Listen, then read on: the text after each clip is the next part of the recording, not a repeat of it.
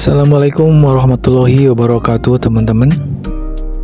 Bertemu kembali di channel Kang Gugum. Oke teman-teman, beberapa hari lalu saya melihat sebuah postingan di media sosial seperti ini nih. Ketika membaca tulisan seperti di gambar tadi, hal pertama yang perlu dilakukan, kita tidak boleh langsung marah, bukan langsung membela, dan juga bukan langsung percaya. Tetapi kita coba verifikasi teman-teman. Karena dalam dunia blockchain, bahkan dalam dunia informasi modern, kemampuan paling penting adalah membedakan fakta dan framing. Pertama, mari kita luruskan soal istilah Republik GCV. Sepertinya kita mulai dari sini karena istilah ini penting. Bahwa Republik GCV bukanlah istilah resmi, baik itu dari core team maupun dari komunitas secara keseluruhan dari P-Network teman-teman. Itu adalah mungkin istilah sarkastik yang dibuat oleh penulis poster teman-teman. Kenapa ini penting? Karena ketika seseorang menciptakan label sendiri lalu menyerang label itu, kita perlu berhati-hati terhadap kemungkinan oversimplification, artinya penyederhanaan yang berlebihan teman-teman. Karena komunitas Pi sendiri sangat beragam. Ada yang fokus utilitas, ada yang fokus merchant, ada yang fokus harga market, ada yang fokus GCV, ada yang fokus aplikasi, bahkan ada yang hanya fokus ke mining saja teman-teman. Jadi, menyatukan semua orang ke satu label buatan belum tentu menggambarkan realitas secara utuh teman-teman.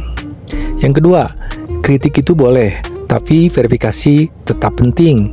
Sekarang mari kita jujur, apakah komunitas boleh dikritik? Tentu saja boleh teman-teman. Apakah gagasan nilai komunitas boleh dipertanyakan? Tentu saja boleh teman-teman. Apakah orang boleh skeptis? Sangat boleh teman-teman. Karena berpikir kritis itu sehat, tetapi skeptis yang sehat biasanya juga perlu mengikuti standar yang sama, yaitu memisahkan fakta, opini, dan interpretasi teman-teman. Ketiga, bedakan core team, komunitas, dan pihak ketiga. Ini mungkin salah satu sumber kebingungan terbesar.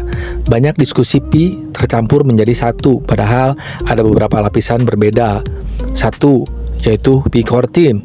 Ini sumber resmi, misalkan adanya white paper, pengumuman resmi, adanya blog resmi, adanya aplikasi resmi.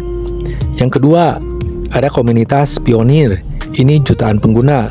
Mereka punya opini, punya diskusi, punya interpretasi, punya eksperimen utilitas, punya konsensus lokal, dan ide ekonomi. Komunitas tidak selalu identik dengan kebijakan resmi, teman-teman. Yaitu untuk proyek ketiga, adanya website, marketplace, merchant, komunitas regional, tools, gerakan sosial, inisiatif independen. Ini juga tidak otomatis sama dengan core team, teman-teman. Nah, ketika tiga lapisan ini dicampur menjadi satu, lahirlah banyak kesalahpahaman, teman-teman. Apakah gagasan nilai komunitas otomatis penipuan? Mari kita bahas dengan tenang, teman-teman. Ada orang yang berkata, kalau tidak berasal dari white paper, berarti tidak valid. Pertanyaannya, apakah semua inovasi komunitas dalam blockchain harus selalu muncul duluan dari white paper? Dalam praktik blockchain, komunitas sering melahirkan utilitas, aplikasi, use case, ekonomi komunitas, dan interpretasi nilai. Ini bukan hal yang asing, teman-teman. Tetapi, mencampurkan urusan gagasan nilai, ini kadang terjadi juga, teman-teman. Misalkan memanfaatkan ketidaktahuan dari pionir dengan memungut uang, dengan alasan untuk mencairkan, dan lain-lain. Jelas, ini bukan atau tidak mewakili dari core team maupun komunitas secara keseluruhan ya teman-teman. Nah, di sisi lain, komunitas juga perlu berhati-hati agar tidak dipasarkan sebagai fakta resmi. Nah, ini poin pentingnya. Diskusi sehat membutuhkan dua hal sekaligus, yaitu ruang inovasi komunitas dan kejelasan sumber resmi, teman-teman. Pertanyaan besarnya, bukan siapa yang benar. Mungkin pertanyaan yang lebih produktif adalah apa yang sedang dibangun. Karena Kalau sebagian pionir berbicara tentang utilitas, circular economy, payment, merchant, demand komunitas, maka diskusinya sedang masuk ke wilayah pembentukan nilai berbasis pengguna, teman-teman. Apakah otomatis berhasil? Belum tentu. Apakah otomatis resmi? Belum tentu juga, teman-teman. Tetapi itu berbeda dari langsung menyederhanakan semuanya menjadi sekedar delusi, teman-teman. Oke, kita lanjut ke masalah legalitas, bukti, utilitas, dan cara berpikir lebih seimbang, teman-teman. Mari kita masuk ke bagian yang sering menjadi pusat perdebatan, yaitu mana buktinya, mana legalitasnya, mana dasar resminya. Pertanyaan seperti ini sebenarnya bukan pertanyaan yang buruk. Justru dalam dunia digital dan kripto, kebiasaan meminta bukti adalah hal yang sehat. Tetapi, cara membaca bukti juga penting. Soal mana bukti resminya, ini salah satu poin yang sering muncul. Kalau kita bicara secara objektif, maka memang ada perbedaan penting antara klaim resmi dan gagasan komunitas. Misalnya, jika seorang berkata, core team resmi menetapkan angka tertentu, maka tentu itu perlu dibuktikan dengan blog resmi dari core team, white papernya, pengumuman resminya, maupun sumber resmi lainnya, teman-teman, yang bersumber dari Core Team, teman-teman. Dan itu standar yang masuk akal. Tetapi kalau sebagian komunitas sedang berbicara tentang nilai konsensus komunitas, ekonomi komunitas, atau aspirasi nilai, itu masuk ke kategori yang berbeda. Itu bukan otomatis berarti pengumuman resmi, teman-teman. Nah, dua hal ini sering tercampur dalam perdebatan. Jadi, mari kita bedakan tidak resmi dengan tidak boleh didiskusikan. Kadang muncul pola pikir seperti ini. Kalau bukan dari core team, berarti tidak boleh ada. Padahal, komunitas blockchain sering berkembang melalui eksperimen, gagasan dari komunitas, inisiatif lokal, dan penggunaan nyata di antara pionir, teman-teman. Jadi, sesuatu bisa saja belum resmi, tapi tetap menjadi topik diskusi komunitas. Dan dua hal ini tidak selalu sama. Sekarang kita mari bicara soal utilitas. Ini bagian penting, teman-teman. Karena banyak poster skeptis biasanya menanyakan, mana utilitasnya? Pertanyaan yang fair. Tetapi jawabannya juga perlu jujur. Pi saat ini memang masih dalam fase perkembangan. Ada hal-hal yang sedang dibangun, yaitu aplikasi dengan app studio, payment, merchant adoption, tools, dan ekosistem infrastruktur, teman-teman. Apakah sudah sempurna? Belum. Apakah sudah global secara penuh? Belum juga. Tetapi ada perbedaan antara belum optimal dengan tidak ada sama sekali, dan ini penting dibedakan. Komunitas sebagai pasar yang sedang bertumbuh. Mari kita kembali ke konsep ekonomi. Banyak orang berkata, harga dibentuk supply dan demand. Betul, tetapi demand tidak selalu datang hanya dari trader. Demand juga bisa lahir dari penggunaan, merchant, aplikasi, komunitas, transaksi. Dan disinilah sebagian pionir melihat utilitas bisa membantu membangun demand, teman-teman. Apakah proses ini sudah matang? Belum. Apakah sudah selesai? Belum juga. Tetapi proses pembangunan belum selesai tidak otomatis membuktikan bahwa pembangunan itu mustahil. Mari kita lanjut lagi, teman-teman, ke masalah legalitas. Mari kita jujur dan presisi. Sekarang soal legalitas, ini juga penting. Kadang diskusi menjadi terlalu ekstrim. Ada yang menganggap semua pasti legal, ada juga yang menganggap semua pasti ilegal, semua pasti halu. Padahal realitas regulasi jauh lebih kompleks, teman-teman. Setiap negara punya aturan berbeda soal kripto. Jadi, pendekatan yang lebih sehat mungkin adalah memahami regulasi dengan presisi, teman-teman, bukan asumsi, bukan emosi juga. Jadi, jangan campur skeptisme dengan framing. Ini poin penting. Skeptis itu sehat, tetapi skeptis yang sehat berbeda dengan generalisasi berlebihan. Misalnya, mengambil sebagian perilaku komunitas lalu menganggap seluruh komunitas identik atau menciptakan label sarkastik, kemudian memperlakukan label itu seolah fakta objektif, teman-teman. Dalam diskusi ilmiah atau ekonomi, biasanya Kita berusaha menghindari hal seperti itu. Mari kita lanjut dengan cara berpikir yang lebih kuat, teman-teman. Mungkin pendekatan paling sehat adalah seperti ini. Ketika membaca klaim apapun, baik dari pihak pro GCP, pihak anti GCP, pihak influencer, pihak komunitas, pihak skeptis, coba tanyakan pertama, apakah ini fakta resmi? Kedua, apakah ini opini? Ketiga, apakah ini interpretasi komunitas? Keempat, apa sumbernya?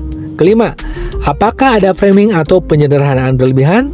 Karena kemampuan bertanya seperti ini sering lebih berharga daripada sekedar memilih kubu, teman-teman. Jadi, jawaban elegan terhadap poster seperti tadi mungkin bukan marah, bukan juga percaya mentah-mentah, tapi membaca dengan kritis, mengakui bahwa verifikasi itu penting, sumber resmi itu penting, skeptisisme itu sehat, namun di saat yang sama juga menyadari bahwa komunitas punya ruang diskusi, utilitas adalah konsep ekonomi yang valid untuk dibahas, dan tidak semua gagasan komunitas otomatis identik dengan klaim resmi, teman-teman. Terus kita berlanjut ke masalah harga bursa, nilai komunitas, dan cara berpikir yang lebih dewasa, teman-teman. Sekarang kita masuk ke bagian terakhir. Karena setelah membahas framing, sumber resmi, komunitas, utilitas, dan skeptisisme, ada satu pertanyaan besar yang biasanya tetap muncul. Lalu sebenarnya siapa yang benar? Pihak yang percaya utilitas atau pihak yang hanya percaya market atau bursa, teman-teman? Mungkin jawabannya tidak sesederhana memilih satu kubu. Mari kita mulai dari hal yang objektif. Harga yang muncul di market adalah realitas pasar trading, teman-teman. Di sana ada supply, ada demand, ada likuiditas, ada volume, ada trader, ada sentimen pasar. Itu nyata, tidak perlu ditolak, tidak perlu dimusuhi, karena memang begitu mekanisme pasar bekerja. Tetapi, apakah market trading adalah satu-satunya pembentuk nilai dalam ekonomi digital? Nah, disinilah diskusinya menjadi lebih luas, teman-teman. Dalam ekonomi, nilai tidak selalu datang dari grafik. Mari ambil contoh sederhana. Sebuah aplikasi bisa saja awalnya dianggap tidak bernilai, belum populer, belum besar, belum menghasilkan banyak uang, tetapi perlahan pengguna bertambah, merchant bertambah, aktivitas bertambah, utilitas bertambah, lalu demand ikut tumbuh dalam banyak kasus ekonomi. Nilai tidak selalu lahir duluan dari grafik. Kadang nilai tumbuh dari penggunaan, teman-teman. Inilah mengapa sebagian pionir terus membahas utilitas, bukan semata-mata karena anti market bursa, bukan otomatis karena menolak supply dan demand, tetapi karena ada keyakinan bahwa demand penggunaan juga adalah bagian dari demand. Kalau suatu hari sebuah ekosistem punya pengguna aktif, merchant aktif, transaksi aktif, aplikasi aktif, maka sebagian orang berpendapat itu bisa ikut membangun fondasi nilai. Apakah otomatis menjamin nilai tertentu? Belum tentu. Tetapi, konsep ekonomi sendiri bukan sesuatu hal yang asing, teman-teman. Mari hindari dua ekstrim dalam diskusi Pi. Kadang muncul dua kutub. Ekstrim pertama, semua pasti berhasil. Ekstrim kedua, semua pasti mustahil. Padahal, berpikir sehat sering berada di tengah. Kita bisa sekaligus berkata, verifikasi itu penting, dan juga berkata, komunitas punya ruang membangun utilitas.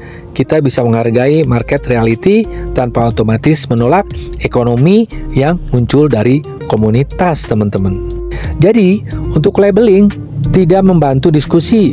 Ini juga penting, karena ketika diskusi berubah menjadi kaum halu, kaum anti, musuh komunitas, biasanya kualitas diskusi mulai turun, teman-teman, karena fokusnya bergeser dari argumen menjadi label atau pelabelan, teman-teman.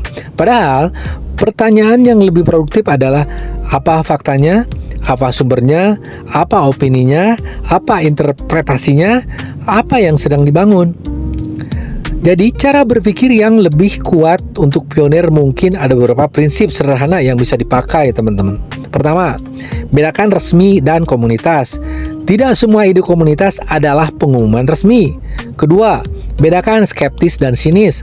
Skeptis mencari data, sinis kadang berhenti hanya sebuah ejekan, teman-teman. Ketiga, bedakan utilitas dan harga market jangka pendek. Keduanya bisa punya hubungan, tapi tidak selalu bergerak bersamaan.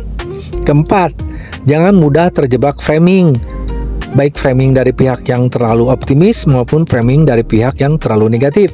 Pertanyaan yang mungkin lebih penting daripada terus bertanya siapa yang menang, mungkin pertanyaan yang lebih berguna adalah apakah ekosistem sedang berkembang, apakah utilitas bertambah, apakah adopsi meningkat, apakah aktivitas nyata mulai tumbuh. Karena pada akhirnya ekonomi digital biasanya diuji bukan hanya oleh debat, tetapi oleh penggunaan nyata, teman-teman. Jadi, kalau ada tulisan sarkastik seperti yang beredar tadi, mungkin respon paling kuat bukan kemarahan dan bukan juga pembelaan membabi buta, teman-teman, tetapi literasi, kemampuan membaca, kemampuan memverifikasi, kemampuan memisahkan mana fakta, mana opini, mana komunitas, mana sumber resmi, mana interpretasi dan framing. Karena di era digital, orang yang paling sulit dimanipulasi bukan yang paling keras membela dan bukan yang paling keras menyerang, melainkan orang yang terbiasa berpikir kritis tanpa kehilangan keterbukaan, teman-teman. Kalau kamu suka dengan pembahasan seperti ini, like video ini, tulis pendapatmu di kolom komentar. Menurut kamu bagaimana cara terbaik membedakan antara kritik sehat, framing, informasi resmi, dan narasi komunitas? Share ke sesama pionir, dan jangan lupa untuk subscribe supaya kita bisa belajar bersama memahami Pen Network dengan lebih logis, lebih matang, dan lebih dewasa, teman-teman. Demikian, wassalamualaikum warahmatullahi wabarakatuh.